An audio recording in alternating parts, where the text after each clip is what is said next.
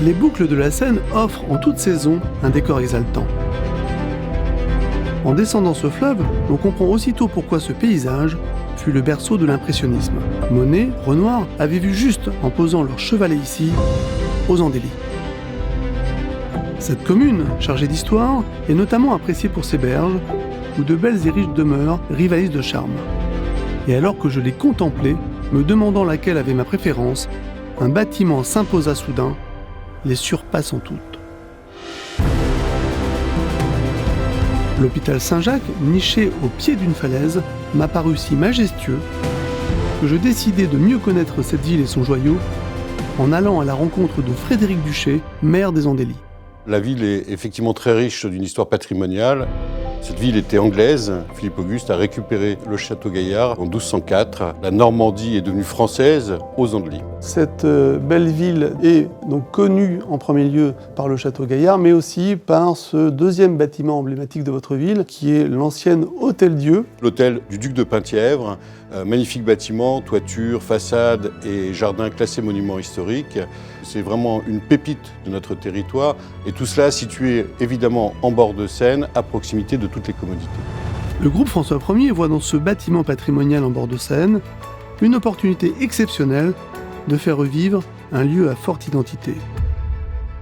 Le duc de Penthièvre, qui est le petit-fils de Louis XIV, a fait appel à l'architecte Gambier qui a dessiné ce bâtiment hygiéniste.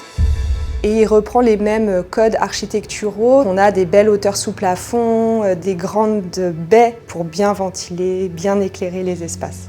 Le bâtiment a été extrêmement bien pensé. La circulation, elle est du côté nord et les chambres étaient du côté sud, donc avec la vue sur la Seine. Une vue exceptionnelle que le groupe François Ier ambitionne de faire profiter à de futurs résidents. L'aménagement du rez-de-chaussée, on va avoir des appartements qui seront majoritairement traversants, de temps en temps sous des espaces voûtés, et qui en plus vont avoir un jardin particulier. Dans les premiers niveaux, on va avoir de très belles hauteurs sous plafond. Et en montant dans les étages, et notamment dans les combles, on aura des logements caractérisés par le rapport à la lucarne. D'un point de vue thermique, tous les isolants du bâtiment seront soit en fibre de bois, soit un enduit chaud-chambre à l'intérieur des appartements pour avoir l'impact environnemental le plus réduit. La maison du directeur, elle aura son propre accès sur rue pour les logements. On aura des beaux espaces sous charpente où on a retrouvé quelques moulures, des cheminées. Cette chapelle qui est incroyablement haute, élancée et très lumineuse. Toutes les portes seront conservées, il y a de très belles portes avec des grosses serrures. Une chapelle qui est désacralisée maintenant, mais qui montre aussi l'identité de la ville. Elle est sur toutes les cartes postales. On la voit du bord de Seine en se promenant. Et il m'apparaissait important que cet espace, qui ne pouvait pas être en destination pour du logement, puisse avoir une vocation particulière dans le projet que vous allez mener. L'ancienne chapelle viendra accueillir un espace de médiation culturelle, d'exposition, ouvert à tous. L'accès public à la chapelle constitue un parcours patrimonial, ce qui offrira aux futurs propriétaires de ce bâtiment historique une exonération de droits de succession et de donation.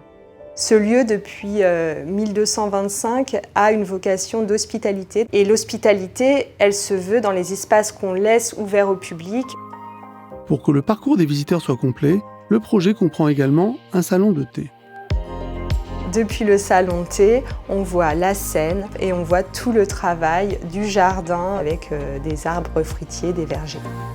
Nos investisseurs, monsieur le maire, qui vont devenir propriétaires d'un logement dans un but locatif, se tournent directement vers l'économie de votre territoire. Je crois qu'on peut dire que vous êtes entouré de pôles économiques.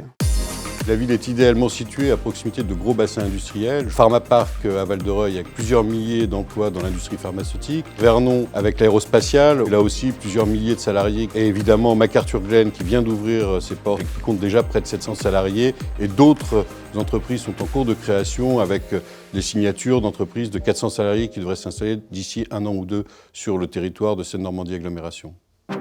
Investir dans l'hôtel de Penthièvre, c'est participer à faire renaître un somptueux bâtiment patrimonial situé dans un des plus majestueux sites des bords de Seine.